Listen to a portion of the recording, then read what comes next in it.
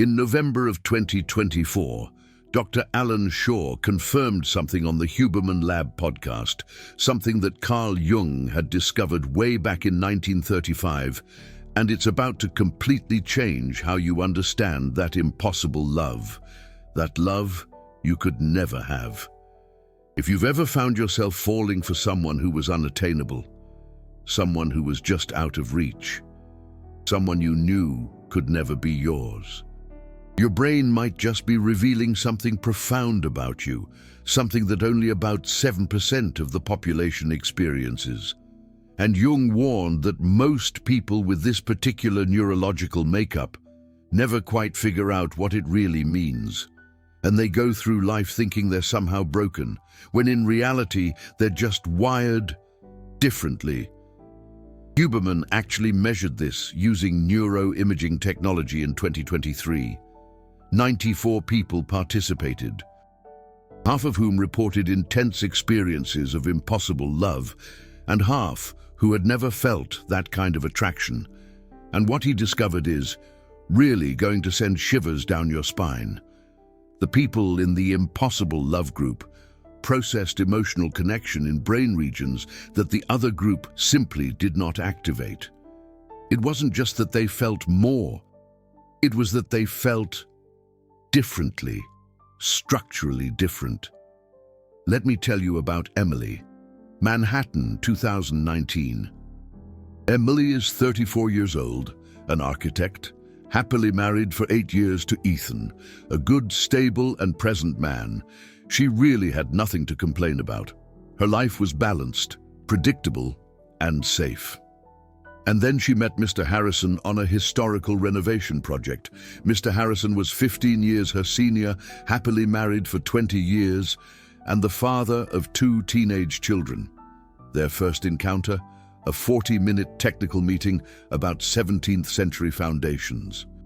And Emily felt something she had never felt before in her entire life. It wasn't just physical attraction. It was something she described as recognition. As if she had known this person for 1,000 years, as if every word he spoke resonated with a part of her that she didn't even know existed. Over the next 6 months, they worked together every Tuesday and Thursday.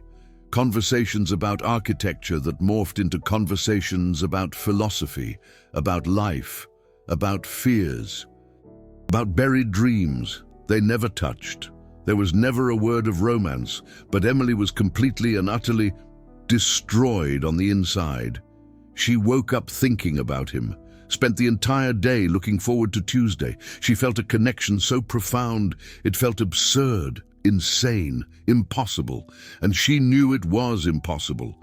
Mr. Harrison loved his wife. He never gave even a hint of romantic interest. And she loved Ethan. She didn't want to destroy her marriage. But the intensity of what she felt for someone she barely knew, someone who could never be hers, someone who didn't even know how she felt, was tearing her apart. Emily sought therapy, thinking she was having a nervous breakdown, and the therapist, a Jungian therapist trained in New York City, said something that changed everything. "You're not in love with Mr. Harrison," she explained. "You're in love with a projection of your own, unintegrated self. And that's a sign that you have an extremely rare psychological makeup. But there's something even more specific that Jung discovered way back in 1935, and that Huberman measured neurologically in 2023. That explains exactly why this happens to you." Jung was studying a pattern he saw repeatedly in patients with what he called deeply intuitive personalities. People who were highly empathetic, highly sensitive, who processed emotional connection on layers that most people simply don't access. And he noticed that these people had a disproportionate tendency to fall for impossible people. It wasn't coincidence, it wasn't bad luck. It was a specific psychological mechanism linked to how their unconscious worked. Jung called this the projection of the anima or animus. The anima is the unconscious image of the feminine within a man. The animus is the unconscious image of the masculine within a woman. But for Jung, the anima and animus weren't just about gender. They were about the unlived self. All the potentialities you haven't developed, all the aspects of yourself that have been repressed, denied, buried because they didn't fit into your conscious life. And when you meet someone who seems to embody these unlived aspects, you aren't seeing the real person. You're seeing a projection of what you haven't yet integrated within yourself. But here's what Jung discovered that is crucial.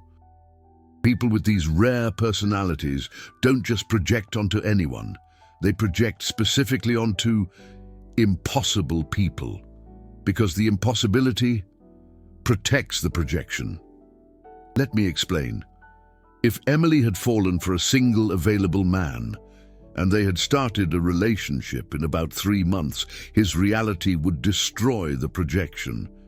She would see the flaws, the limitations, the incompatibilities.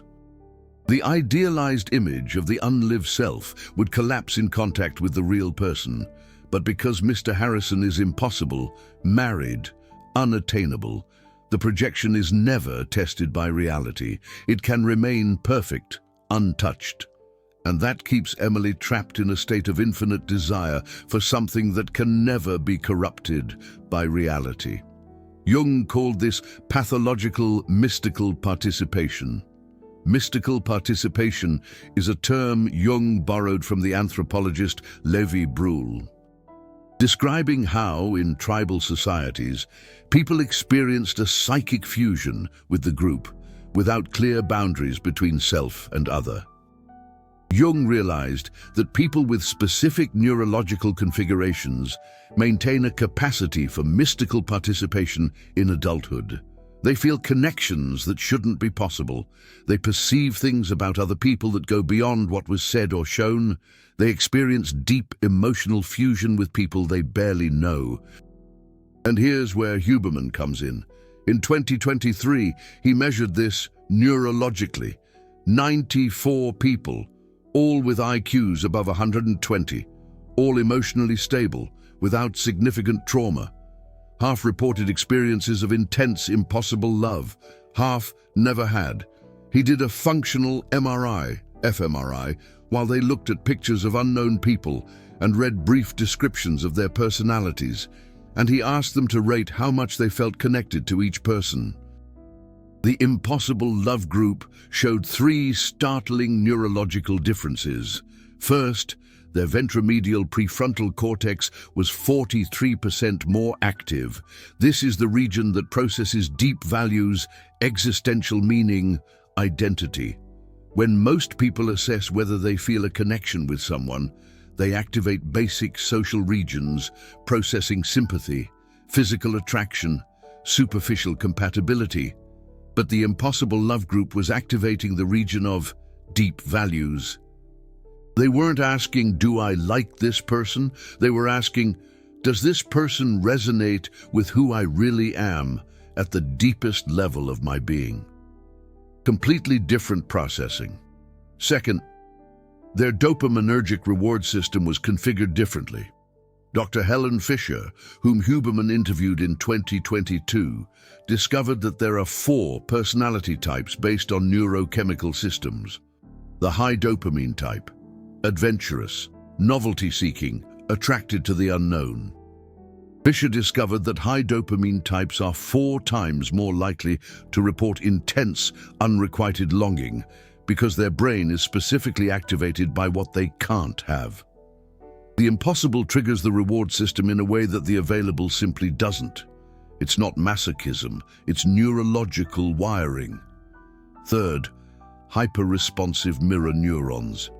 Mirror neurons are cells that activate when you observe another person doing something as if you were doing it yourself. They are the foundation of empathy.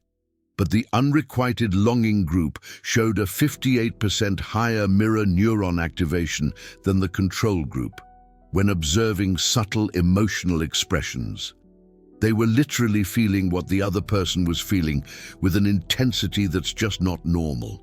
And when you feel someone with that depth, you create an emotional connection that feels real, deep, significant. Even if the other person isn't feeling anything remotely close to it. Let me show you how this played out in Emily's case. When Mr. Harrison talked about his frustration with a difficult client, Emily's mirror neurons activated as if she were feeling his frustration.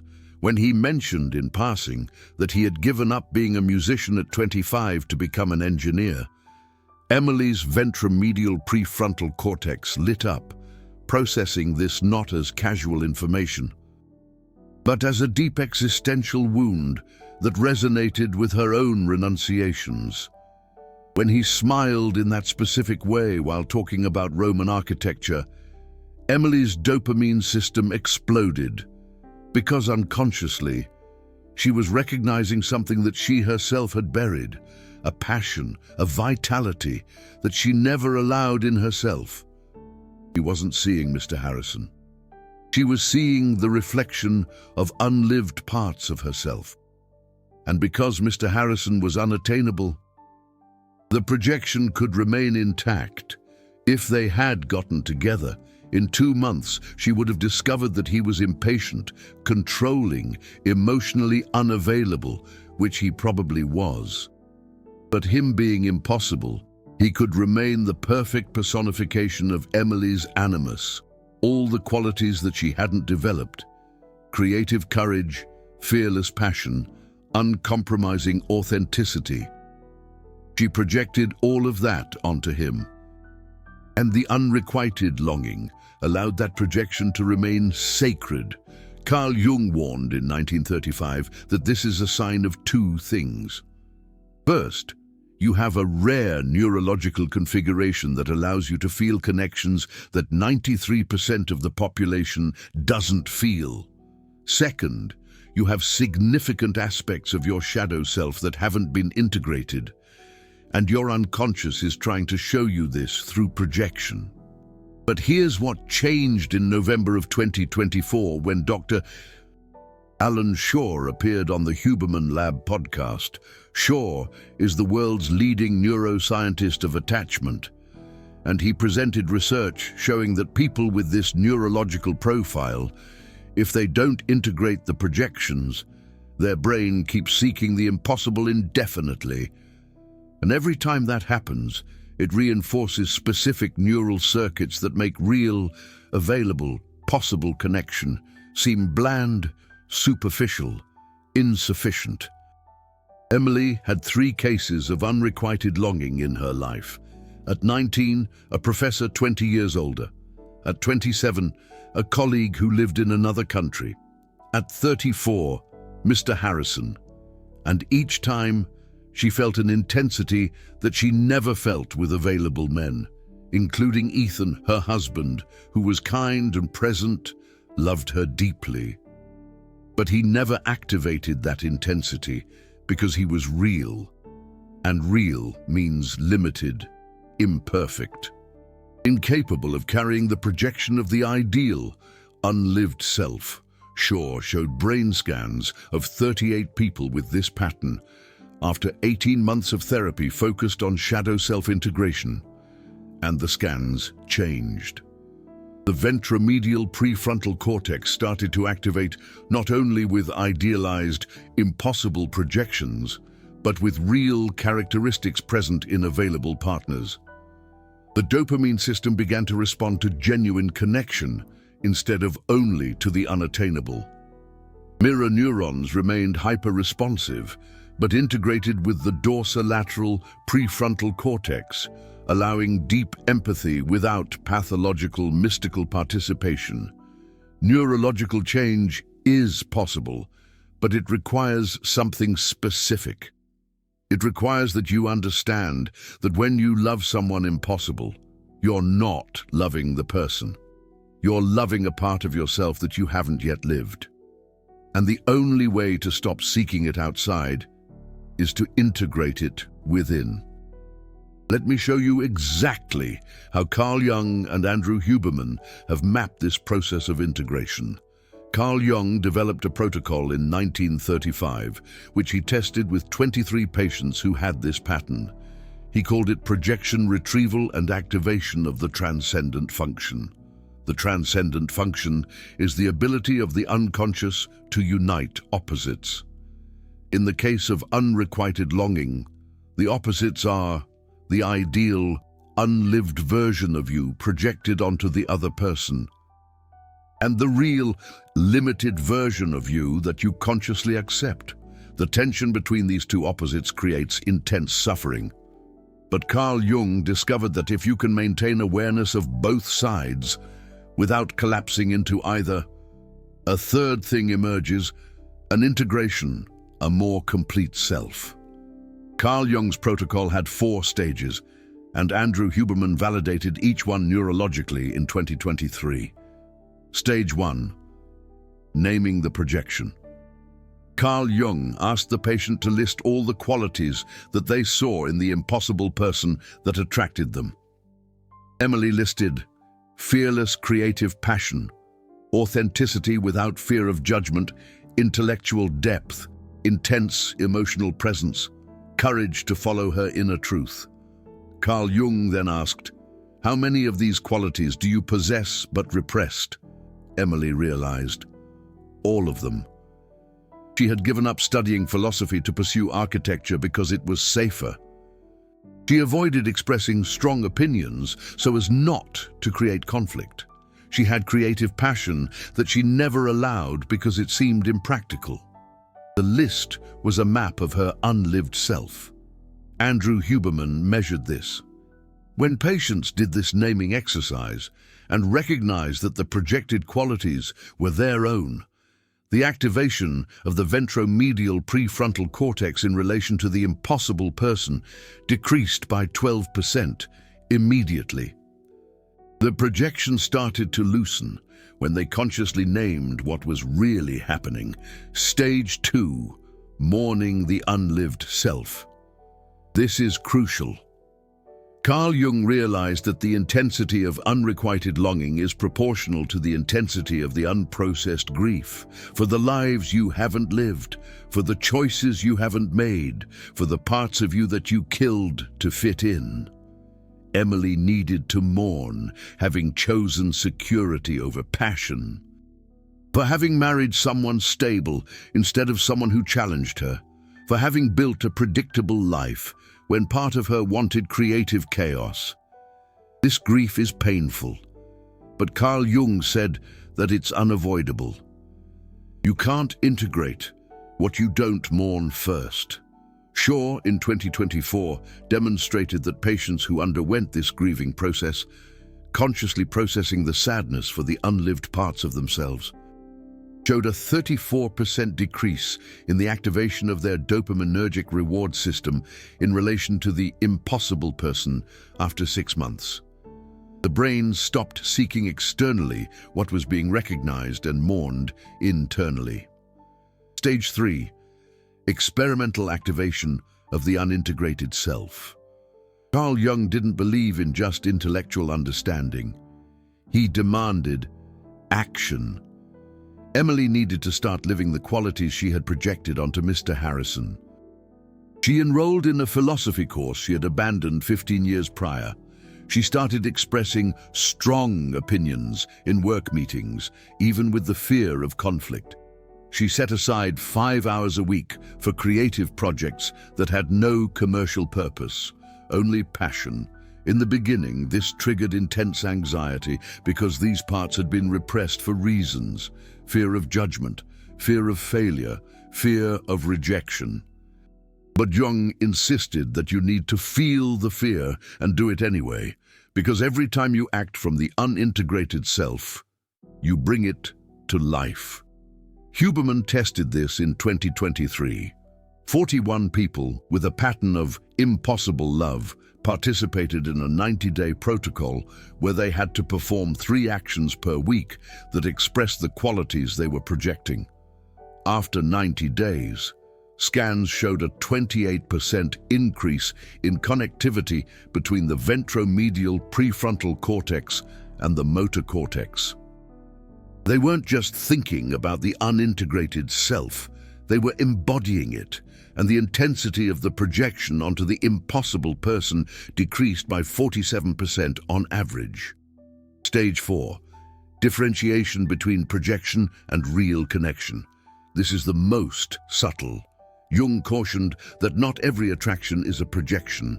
Sometimes you genuinely resonate with someone. The difference lies in 3 key signals. First, intensity disproportionate to the real knowledge of the person. If you've met someone 3 times and are feeling an intensity that feels like years, it's a projection.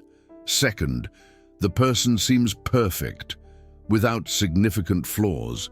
If you can't see clear imperfections, you are seeing a projection, not a real person. Third, you feel that only this person can complete you. If there's a sense that without this person you will forever remain incomplete, it's a projection of your unintegrated self. A real connection is different. You see the person with their flaws and resonate even so. The intensity grows gradually with real knowledge. It doesn't explode immediately. You feel that this person adds to your life, but you know you are complete without them. Shaw in 2024 showed that after 12 to 18 months of integrating the unintegrated self through the first 3 stages, patients began to report that they could differentiate projection from real connection for the first time. And 73% of them formed relationships with available people that they described as deeply satisfying, something they thought was impossible before. Emily followed this protocol for 14 months. In the first 4 months, the intensity of her feelings toward Mr. Harrison only increased because she was starting to integrate her unlived parts, and this ignited the projection even more. But between months 4 and 8, something shifted. She started to feel creative passion in her own life. She began to express herself authentically without fear, and Mr. Harrison began to seem smaller. Not because she stopped liking him, but because she realized that what she saw in him was already within her.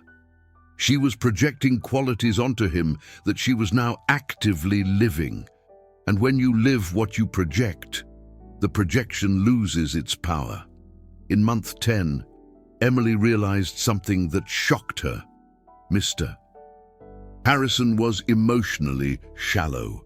In the deep conversations she had valued so much, he was just repeating ideas he had read, without real depth. The intense emotional presence she felt was her own, reflected back. He was a good mirror, but he himself didn't possess the depth she had imagined. The real Mr. Harrison was a competent engineer, a bit narcissistic, emotionally defensive, who enjoyed talking about ideas but couldn't manage real emotional vulnerability. She had projected an ideal onto him that he never was, and for the first time, she looked at Ethan, her husband, with different eyes. Ethan didn't have the intellectual charisma she projected onto Mr. Harrison, but he had something Mr. Harrison never would: the capacity for real intimacy. When Emily started to express herself more authentically, more passionately, more truthfully, Ethan didn't flinch. He leaned in. He wanted to get to know this version of her. And for the first time in 8 years of marriage, Emily felt a real connection with the man who had always been there. Not the delirious intensity of projection, but something more solid, a connection based on who they really were, not on who she imagined she needed. Jung warned in 1937 that people with this neurological configuration have a specific psychological destiny.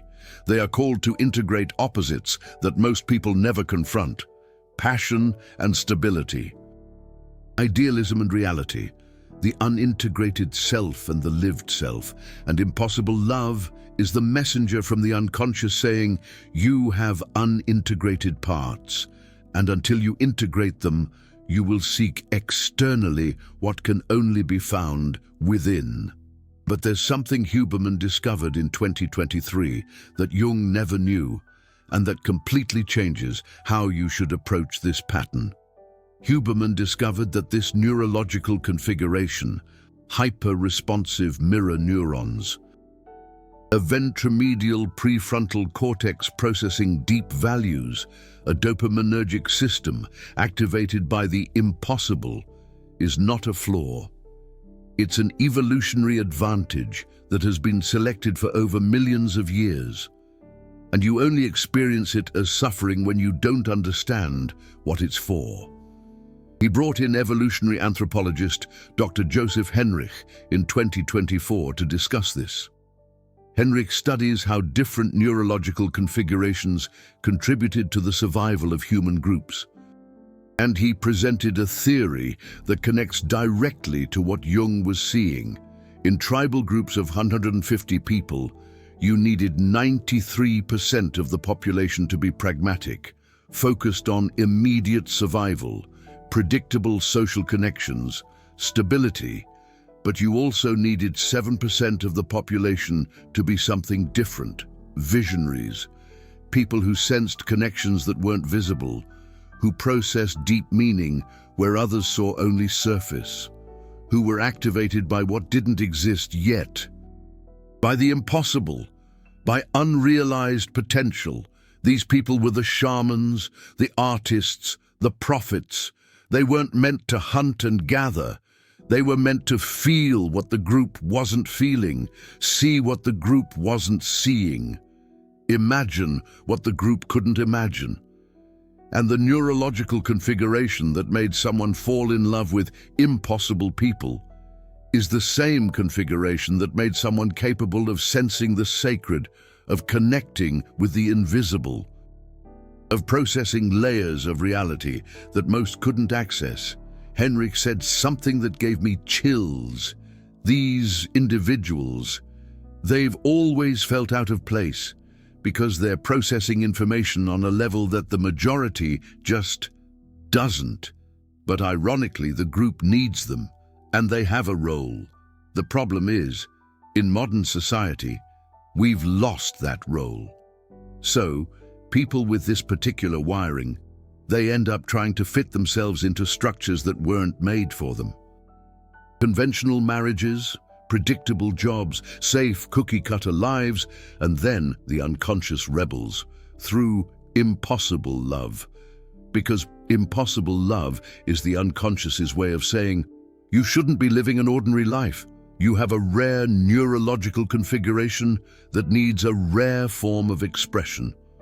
This explains why Emily and millions of people like her feel such an overwhelming intensity for someone unattainable, while the available, the stable, secure partner seems lackluster.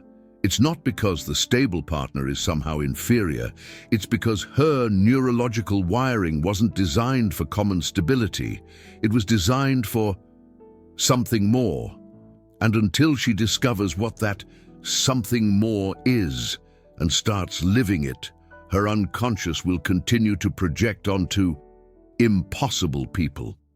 That rare neurological configuration, it doesn't just disappear, but it stops being a source of suffering and becomes a superpower when you understand what it's for.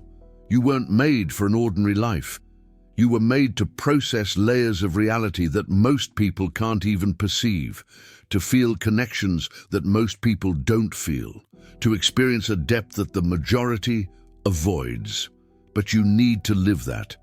If you try to suppress this configuration and squeeze yourself into a life that doesn't accommodate who you are, the unconscious will rebel through increasingly intense projections onto people who are increasingly impossible.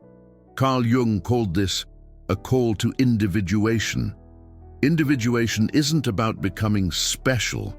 It's about becoming who you really are, integrating all the parts that have been repressed, denied, projected. And for people with this neurological configuration, impossible love is often the first sign that the process of individuation is trying to begin. So, if you've ever loved someone impossible with an intensity that felt insane, it doesn't mean you're broken. It means you have a neurological configuration present in only about 7% of the population. A configuration that was selected for evolutionarily because human groups needed people capable of feeling the invisible, processing the profound, imagining the impossible. You are neurologically different, and the only question is, are you going to continue trying to fit into a life that wasn't made for you, while the unconscious rebels through projections? Or are you going to listen to the messenger, integrate the unlived self, and start living the rare life that your neurological configuration is calling you to live? And here's what Carl Jung warned in 1952, just a year before he passed. If you have this neurological configuration and you don't integrate the unlived self, you'll spend your life seeking in other people what can only be found in you, and each impossible projection will break you a little more, not because you're weak, but because you're using a powerful evolutionary mechanism in the wrong way.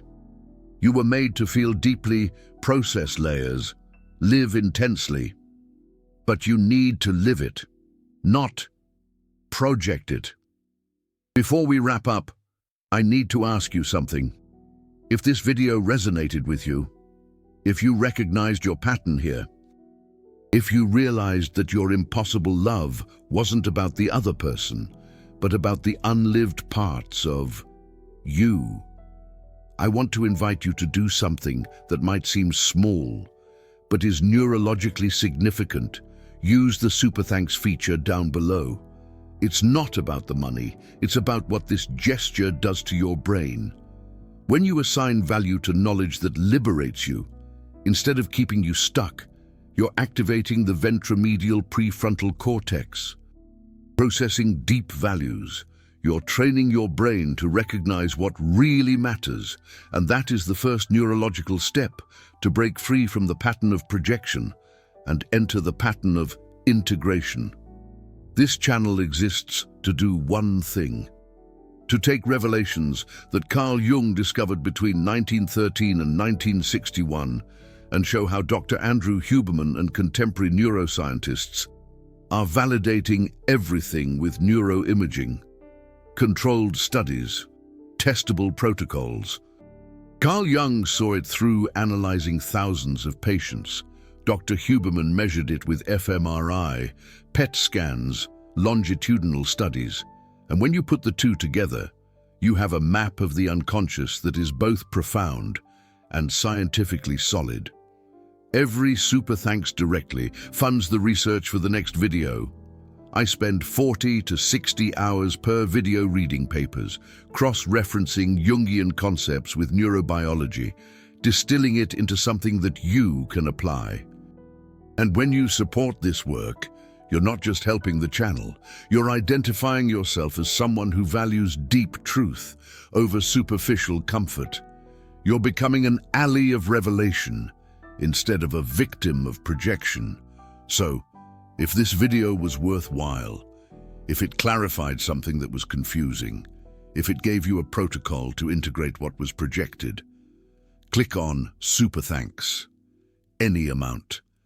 It's the neurological gesture that matters, not the financial amount. And subscribe to the channel, because in the next videos, I'm going to map out other patterns that Carl Jung discovered and Dr. Huberman measured. How spiritual awakening can kill your motivation. Why empaths attract narcissists. What happens when you confront the shadow. Neurological protocols for each stage of individuation. This isn't entertainment content. It's a map of psychological territory that most people never enter, but you have entered. Because you have the rare neurological configuration, and now you have a choice: continue projecting or start integrating. and leave a comment, but not a generic comment. I want you to write one word: projecting. If you're still in the pattern of seeking outside what is within, integrating. If you've already started the process of incorporating the unlived self, or awakened. If this video was the moment when you realized what was really happening. These comments show me where the audience is in the process, and they help me calibrate the next videos for the specific stage that you need. Carl Jung said something in 1934 that has never left my head. The privilege of a lifetime is to become who you truly are, but for people with a rare neurological configuration, it's not a privilege, it's a necessity. Because if you try to live an ordinary life with an uncommon brain, you will suffer in ways that you don't even understand. Impossible love is just the messenger. The message is, you need to integrate the unlived self and start living the rare life that you were neurologically designed to live. You're not broken, you're rare, and now you know what to do with it.